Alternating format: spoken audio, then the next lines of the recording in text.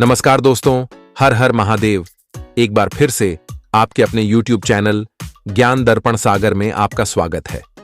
आज आपको बताएंगे कि पुण्य का फल कैसे मिलता है। इसका रहस्य एक कहानी के माध्यम से आपको बताएंगे।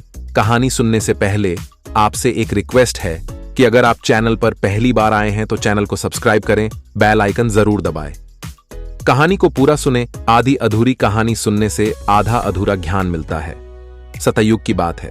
एक समय में भद्राश्व नामक महान राजा हुआ करते थे। भद्राश्व इतने शक्तिशाली राजा थे कि उनके नाम पर भद्राश्व वर्ष पड़ा। एक बार उनके राज्य में अगस्त्य मुनि पहुंचे। वे राजमहल में भी पधारे। राजा ने खूब आवभगत की। अगस्त्य बोले, भद्राश्व, मैं तुम्हारे यहां 7 दिन रुकूंगा। राजा ने उनके ठहरने का विधिवत प्रबंध किया और अपने सेवकों इत्यादि को उनकी सेवा में लगा दिया। उन्होंने अपनी रानियों से उनके दर्शन लाभ लेने को कहा। राजा भद्राश्व की रानी कांतिमती अत्यंत सुंदरी थी। कहते हैं उसके चेहरे की चमक 12 सूर्यों के समान चौंधियां देने वाली थी। रानी कांतिमती के अलावा राजा के रनिवास में 50,000 अन्य रानियां भी थीं, पर कांतिमती की कोई बराबरी नहीं थी। पहले ही दिन रानी कांतिमती मुनि अगस्त्य के दर्शन के लिए आई। अगस्त्य मुनि ने कांतिमती को देखा तो देखते रह गए। उन्होंने कहा राजा, तू बड़ा ही भाग्यवान है, तू धन्य है। दूसरे दिन कांतिमती फिर आई तो उसे देखकर अगस्त्य बोले, ओह, सारा संसार वंचित रह गया। तीसरे दिन कहा, ये लोग तो उस गोविंद की माया को भी नहीं जानते जिसने एक दिन की प्रसन्नता में इन्हें क्या कुछ नहीं दे दिया।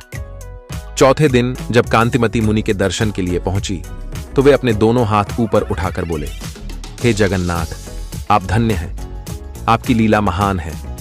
इसी तरह 5वें दिन बोले, भद्राश्व, तुम्हें बहुत बहुत धन्यवाद। हे अगस्त्य, तू धन्य हुआ। इसी तरह 6ठे दिन भी उन्होंने कांतिमती को देखकर प्रशंसात्मक टिप्पणियां की। 7वें दिन तो गजब ही हो गया। वे बोले कि राजा ही नहीं, उसकी रानी, सेवक सभी मूर्ख हैं जो मेरी बात नहीं समझते। इतना कहने के बाद वे उठे और सबके बीच राजा भद्राश्व के सामने ही भाव विभोर हो नाचने लगे। 7 दिनों तक रानी के जाने पर उसकी प्रशंसा, और अब यह सभी उपस्थित लोगों के सामने ही धीर गंभीर रहने वाले मुनि का नृत्य। कुछ देर तो राजा अचरज में रहा, फिर उसने विनम्रता से हाथ जोड़कर अगस्त्य मुनि से इसका कारण पूछा। राजा के आश्चर्य और प्रश्न के उत्तर में मुनि ने कहा, राजन, आप पूर्व जन्म में हरिदत्त नामक एक धनवान पर धर्म कर्म में विश्वास रखने वाले वैश्य के दास थे। उसकी सेवा सुरक्षा आपका काम था। यह कांतिमती तब भी आपकी पत्नी थी। कांतिमती भी वैश्य के यहां दासी का काम करती थी। एक बार वैश्य ने फैसला किया कि वह अश्विन मास की द्वादशी का व्रत रखकर भगवान विष्णु के मंदिर में विधिवत पूजा करेगा।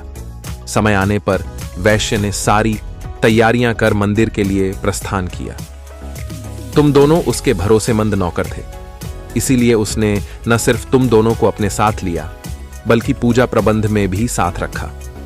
जब पूजा समाप्त हो गई और शाम को वैश्य घर लौटने लगा तो उसने तुम दोनों को जिम्मेदारी दी कि तुम लोग भगवान विष्णु के आगे जलाए दीपक को बुझने न दोगे।